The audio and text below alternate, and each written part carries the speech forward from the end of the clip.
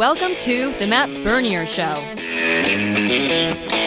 What's going on? Welcome in the Matt Bernier Show here on DRF TV, live.drf.com, livestream.com, Twitter and Facebook on the Daily Racing Form pages on those respective social media sites. My name is Matt Bernier. You can follow me on Twitter at Bernier_Matt. Today, it's kind of a sad day. It's Friday, September the 1st. The month of August is gone, and you know what that means. Labor Day is coming Monday, and that also means it's closing weekend at Saratoga, and it's closing weekend at Del Mar. Del Mar, at least, this is just kind of the warm-up act, if we're being honest.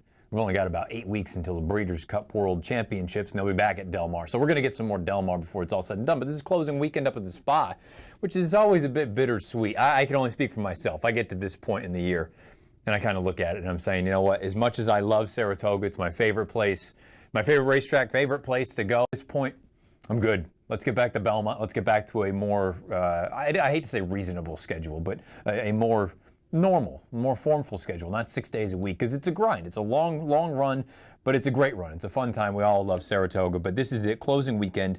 The Woodward is the marquee event tomorrow afternoon up at the Spa. You're going to have Gunrunner again, and I don't mean to give that race short shrift or just kind of gloss it over, but there's really not a heck of a lot to say. It's a 5-horse field. If Gunrunner does what he's capable of doing, he's probably going to win. Perhaps one of the Pletcher horses just jumps up and really kind of takes it to him. I don't have a heck of a lot else to add. I'm sure the boys, though, over on the Race of the Day page, you can take a look. Illman and Beer, they went over the Woodward. I'm sure they'll expound on it. And again, this show is going to lead into Out of the Gate, where we will touch on the Woodward. So this show today, I'm not going to talk about the Woodward very much. Gunrunner's the horse to beat there. What we are going to start off with, though, is something important, and it's, again, a bit of a bittersweet thing. Yesterday, we found out that Songbird had been retired.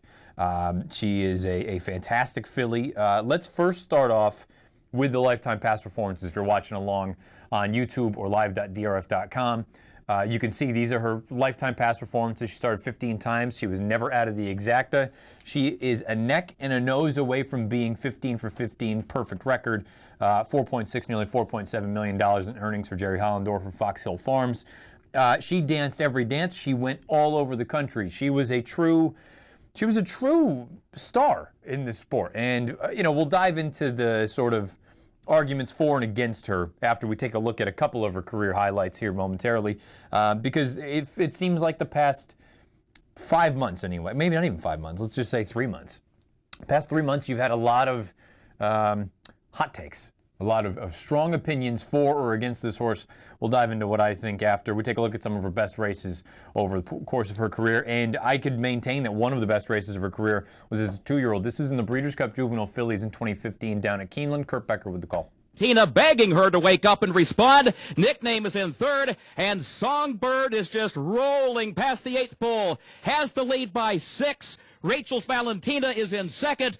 But there is absolutely no stopping Songbird. It is all Songbird. Mike Smith aboard, crushing the field. Rachel's Valentina was home second. Dothraki Queen. A brilliant performance for a 2-year-old that was nothing. Brilliant is the right way to describe what she was as a 2-year-old. She was never beaten by, she never lost. I shouldn't say that. She clearly never lost. The shortest, smallest margin of victory for her as a 2-year-old was 4.5 lengths. That was in the Chandelier. She was perfect as a 2-year-old. She went on to win champion 2-year-old filly. She was really just a tremendous, tremendous 2-year-old, and she continued that form on. She was a tremendous 3-year-old. I think everybody was very excited about the notion that we're going to see her in the Kentucky Oaks, and maybe we get a path similar to Rachel Alexandra, where she'll go to the Oaks, she'll romp there because she's just miles the best, and then maybe she can go on, take on the boys. Unfortunately, she got sick, and she missed the Kentucky Oaks. That almost may have been a blessing in disguise, though, because at that point, the connections, their hand wasn't forced. The expectation wasn't there for her to run in the big one. It was, let's get her ready to go. We'll bring her up to the Spa. We'll bring that undefeated, unbeaten record in there. And you know what? There was a good horse waiting for her up there named Karina Mia. We saw what she was capable of doing prior to this start that we're going to take a look at momentarily. Karina Mia had won the Acorn, a Grade 1 race. She was really one of the top 2 or 3 3-year-old fillies that we had in the land. But guess what? The CCA Oaks up at the Spa last year, it was all Songbird. Larry Coleman with the call. Test for the first time, and on the outside, Karina Mia is even with her, and they're coming into the final furlong, and what a coaching club, American Oaks. Songbird has repelled Karina Mia.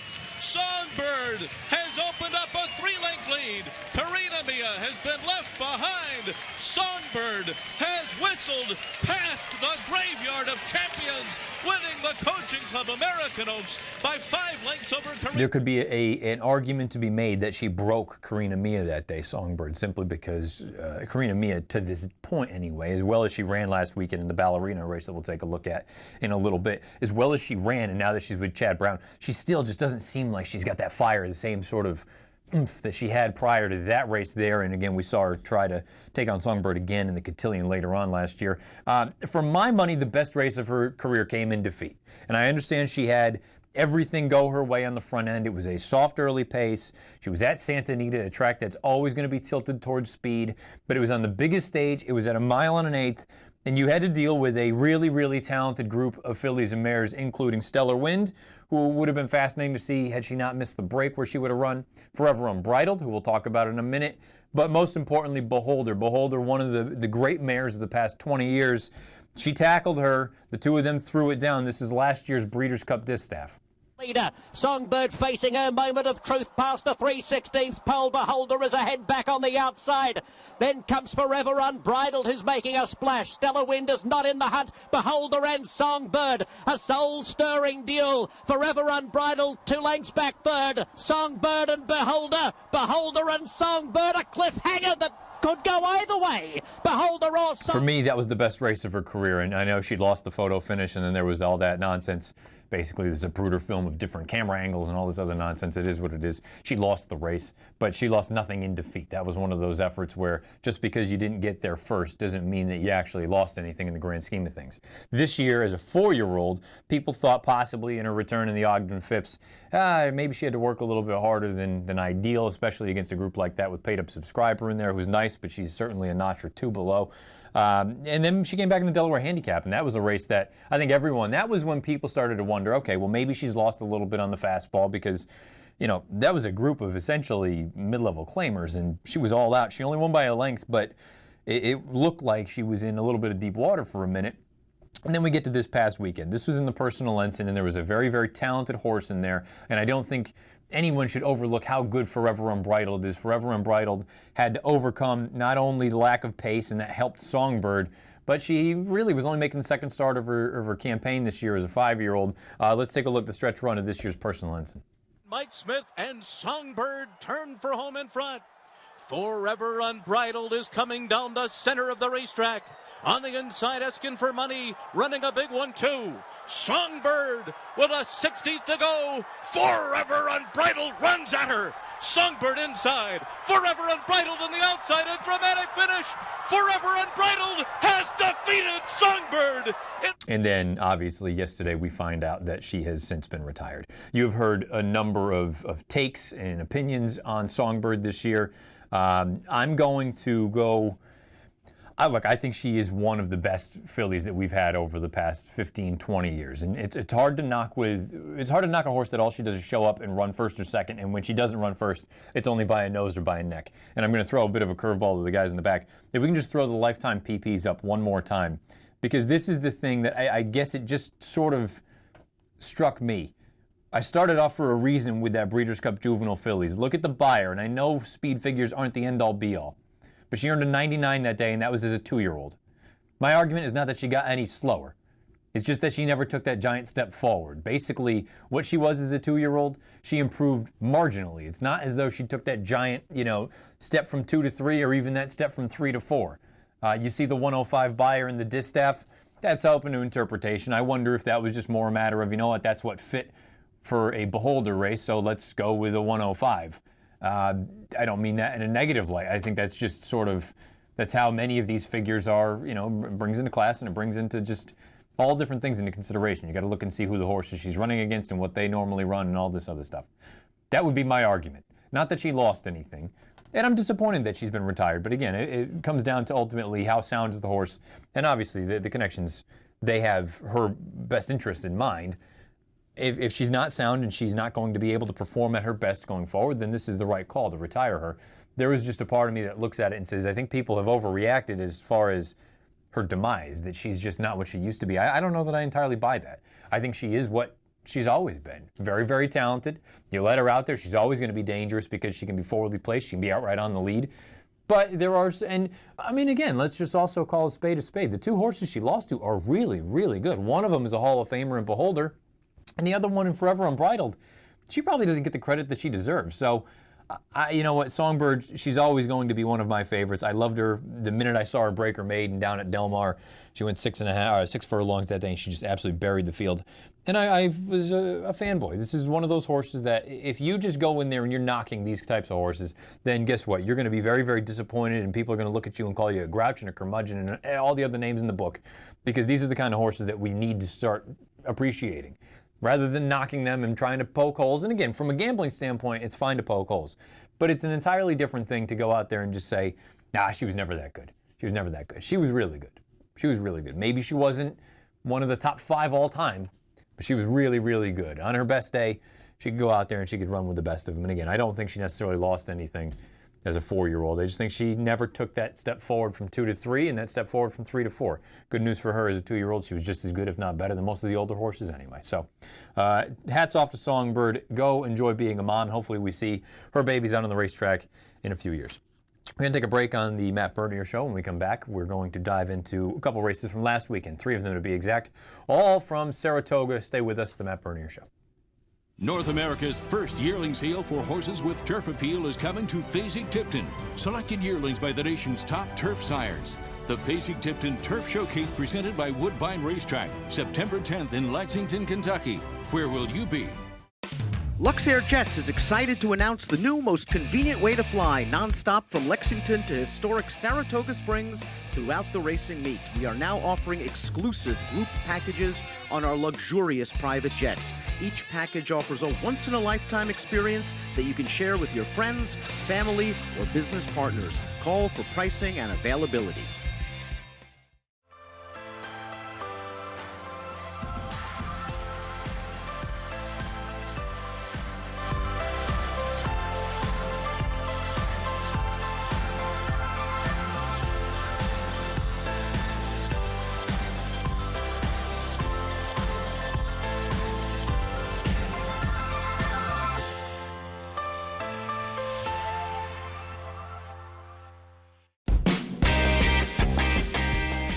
Coming up this summer, it's Spa Babies presented by WinStar Farm. Every Wednesday through Sunday during the Saratoga meeting, Nicole Russo and I will analyze the best 2-year-old races at the spa. We'll go beyond the past performances and discuss pedigree, trainer patterns, workouts, and more. It's Spa Babies presented by WinStar Farm every Wednesday through Sunday at video.drf.com. 12:12 on the East, 9:12 on the West. The Matt Bernier Show, DRF TV, live.drf.com, livestream.com, Daily Racing Forum's Twitter handle at DRF Inside Post, as well as Daily Racing Forum's Facebook page, podcast, YouTube, SoundCloud, iTunes, video.drf.com. Went a little bit heavy with that Songbird segment, so I'm going to keep this review quite tight. Nice, snappy. Let's start off. There were 3 races that went over last weekend, all of them up at the spa. The Ballerina, I thought the most likely winner was Paula Silver Lining going into it because she had been rock solid, but there was a part of me that thought I just didn't think she laid over the field by any stretch. I thought a live long shot in the horse that I really liked, and I bet was Highway Star, and Larry Coleman's going to break my heart again right here. Angles right behind them to the outside. Karina Mia's closing down the center of the track. Coming by the 8th pole. By the Moon and Highway Star. Locked in battle with 1 furlong to run. Karina Mia's coming to them on the outside. By the Moon, Highway Star. Karina Mia just can't get there. By the Moon, Highway Star down to the wire together in the Ballerina. By the Moon! Beats Highway. I mean, the pace makes the race. We hear that so often, and that race is case in point. Highway Star, she had every opportunity. I mean, look, the pace did her in, but at the same time, it helped her quite a bit because By the Moon's a talented filly. You let her out there on those sort of fractions. 24 for a quarter, 47 for a half mile, going 7/8 of a mile. She's just not going to stop. Karina Mia, I talked about her when we were going over Songbird. A lot of people are looking at her saying, you know what, she's the one, because she rallied in off the pace when there was no pace, and she actually put in a serious bid. Maybe she's one that you want to keep an eye on. I also wouldn't totally give up. I know she's burned a lot of money, but Bird at the Wire. Bird at the Wire was even farther back. I than Karina Mia making that run from the back of the pack, and there was no pace signed on in there. So most likely winner, Paul Silver Lining. A bit of a peculiar ride. I'm not going to bash Jose Ortiz because he makes 99% of the right calls. Maybe this one's one he wishes he could have back. Live long shot, Highway Star. She ran her eyeballs out, just not quite good enough. Mrs. By a nose. Let's go on to the Allen Jerkins. I thought the most likely winner was Practical Joke. I thought a live long shot was Phi Beta Express. Practical Joke, we've just been waiting. Get back to one turn. Get back to shorter distances. We finally got to hear Larry with the call. Cuffle turning for home in front. Practical Joke has made a strong inside bid. He's up into second, and he's running after Cuffle with a furlong to run. Practical Joke has taken the lead. Cuffle is back into second, then American Anthem, Tale of Silence, and Cold Front. It is Practical Joke in the Allen Jerkins. He won it by a length and a half. Cuffle was second, and then American Anthem. Most likely winner, Practical Joke, gets the job done. Only pays $6, but I mean, this is a horse that this is just what he does, is what he wants. He thrives going one turn shorter distances. I'm going to be fascinated to see if a mile going 2 turns is within his scope if they choose to go to the Breeders' Cup Dirt Mile. Otherwise, you've got races like the Cigar Mile. You've got the Kelso. You've got a number of spots. I would assume as a 4-year-old, we're looking Met Mile. That's got to be their main target early on. Phi Beta Express, he got cooked by a very, very talented horse. And Takafel may be one to keep an eye on come Breeders' Cup time as far as the sprint division is concerned, because he's got some serious gas.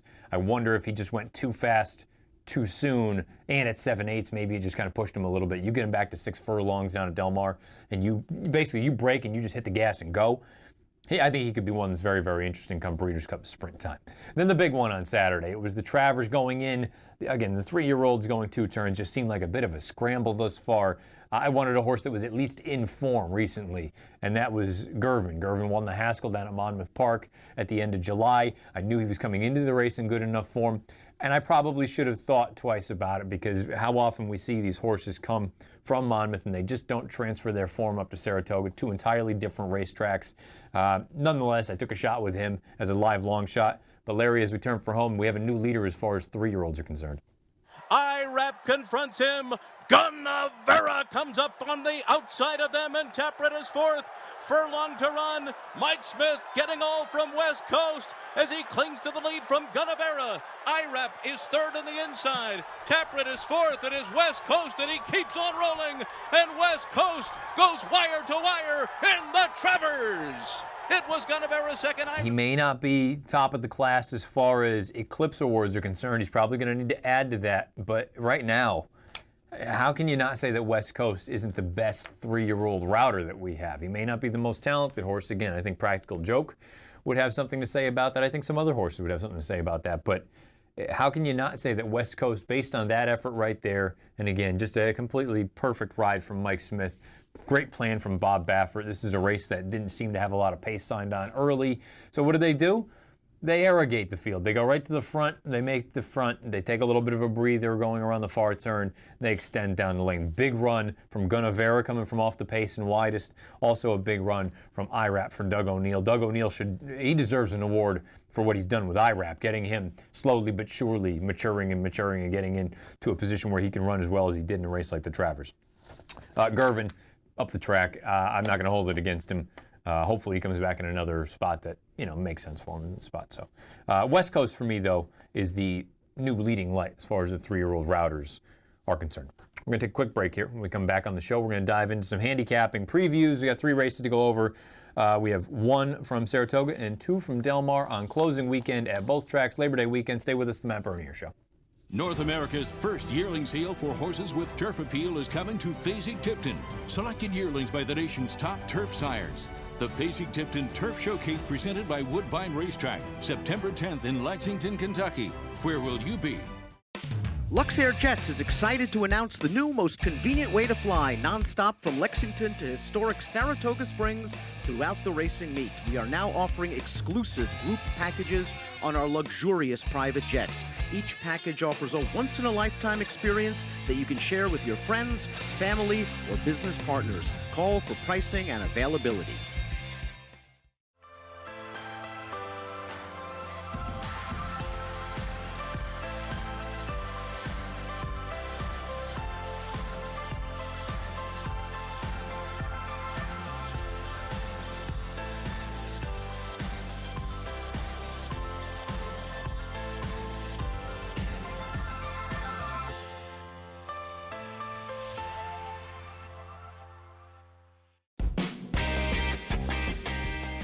Coming up this summer, it's Spa Babies presented by WinStar Farm. Every Wednesday through Sunday during the Saratoga meeting, Nicole Russo and I will analyze the best 2-year-old races at the spa. We'll go beyond the past performances and discuss pedigree, trainer patterns, workouts, and more. It's Spa Babies presented by WinStar Farm every Wednesday through Sunday at video.drf.com.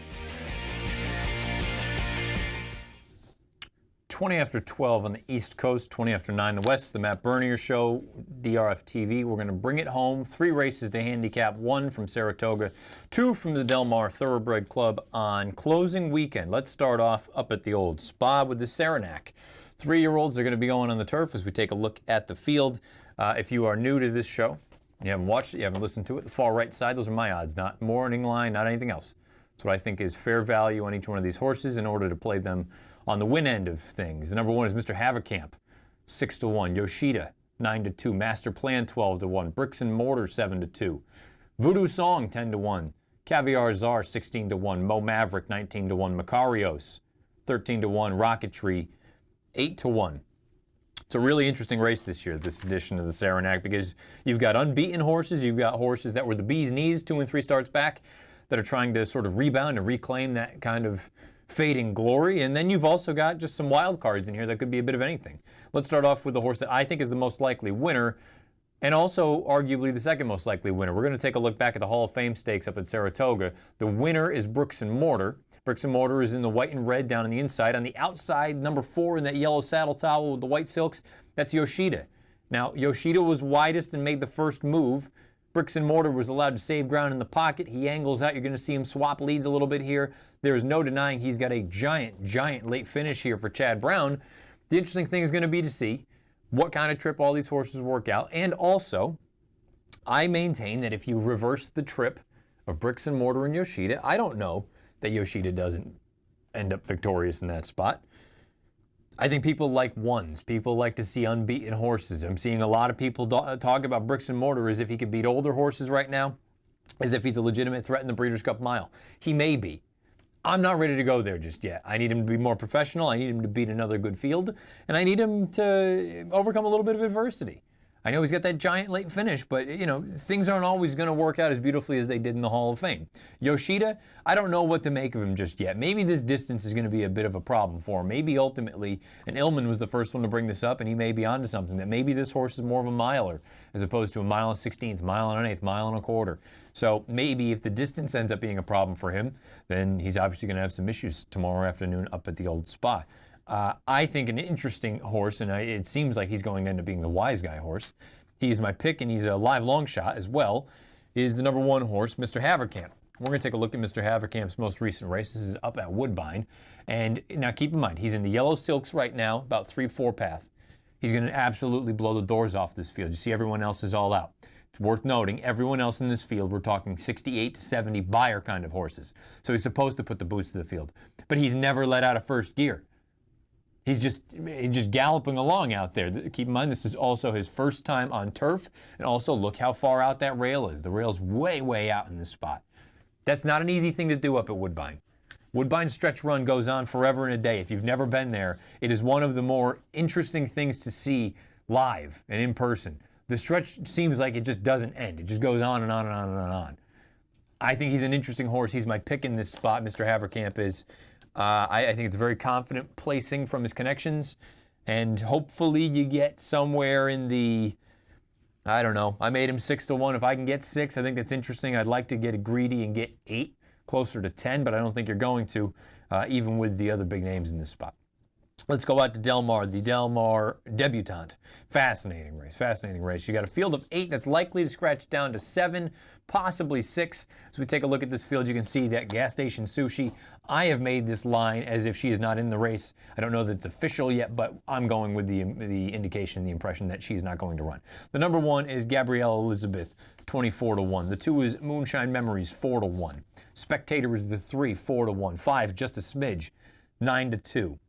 P.D. Bianchi, 9-1. Dancing Bell, 6-1. Poetic, 6-1.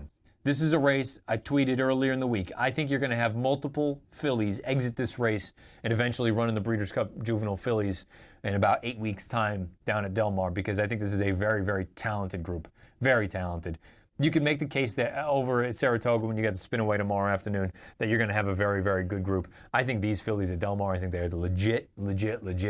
I think the most likely winner is Spectator. We're going to take a look at Spectator's most recent start. This was in the Sorrento.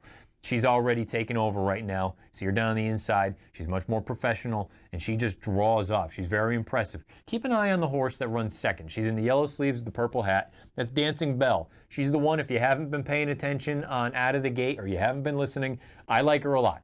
I think she's going to be a two-turn horse, though. So I don't know that tomorrow's going to be the day. I'm hopeful that we get to a race like the Chandelier out at Santa Anita, or we wait and we get to a race like the Breeders' Cup Juvenile Fillies, and she gets two turns. I like her a little bit as an underneath type tomorrow afternoon. Spectator, I think, is the most likely winner. My pick in the race, though, is just a smidge at 9-2. She doesn't qualify as a live long shot. She's going to be one of the choices in there. And again, just based on the odds that I have laid out, I'm probably not making a win bet, because I think this race is very, very difficult, very, very hard to sift through. But I think as far as multis are concerned, this could be a very, very rewarding leg of whatever you end up playing. Let's move on to the John C. Mabee, the third and final race for us to go over this weekend on the show. Let's take a look at this field. You got a field of 13. Big field. Good field. Really nice horses in here. The one is Hill House High, 32-1. Kiss Me Now, 49-1. Decked Out is 19-1. Cambodia is 5-1. Madam Stripes is 10-1. Mrs. McDougal, 5-1. Lady Velour, 49-1. Barley Sugar, 32-1 as we move over 9 through 13. Pretty Girl is 10-1. Insta Irma is 13-1. Ambicelli, 13-1. Frenzified, 49-1. And Good Year for Roses is 5-1. I think the most likely winner of this race is Cambodia. We're going to take a look at Cambodia's most recent start. This was in the yellow ribbon at Del Mar. Right now she's on the outside. She's being put down to a drive, and she's going to go on. She's going to finish this off very well. You have a number of horses that are also going to come out of this race, as well as the number 1, Ambicelli. The 6 is Pretty Girl. You have a couple other runners also going to be running in this spot. I understand maybe the additional distance for Cambodia is going to be a little bit questionable going out to a mile and an eighth, but she's run well at these mile and 16th distances in the past, and I'd like to think that there's some more in the tank there. She's always going to be able to get the jump on the likes of an Ambicelli or anyone else like that coming from off the pace, even a Pretty Girl. I think she's the most likely winner of the race. More importantly, I think there's a vulnerable favorite in here. It's the outside runner. That's Good Year for Roses. There's a number of reasons that I think Good Year for Roses, maybe this is the time that you want to take a shot against her. First, they're adding blinkers. Now, we haven't seen her since the Gamely when she ran just valiantly in defeat against Lady Eli. Lady Eli, all she's come back to do is flatter that form by a million. The blinkers going on, though, if it ain't broke, don't fix it. That's kind of my philosophy, and I know it's basically a little cheater. It's not even anything worthwhile, but I just don't even want to see it go on. 2, I think this could be an instance where, and speaking of the Gamely, let's take a look at the Gamely as I continue to walk through this. 2, I think there's a that this is nothing more than a prep for something bigger. And you see Lady Eli, she's going down the inside, and you've got Good Year for Roses out the outside, trying her, just really pushing her the entire way down at Santa Anita. I think this could be some sort of a stepping stone for Good Year for Roses. You've got grade 1s at Keeneland. You've got big races at Santa Anita.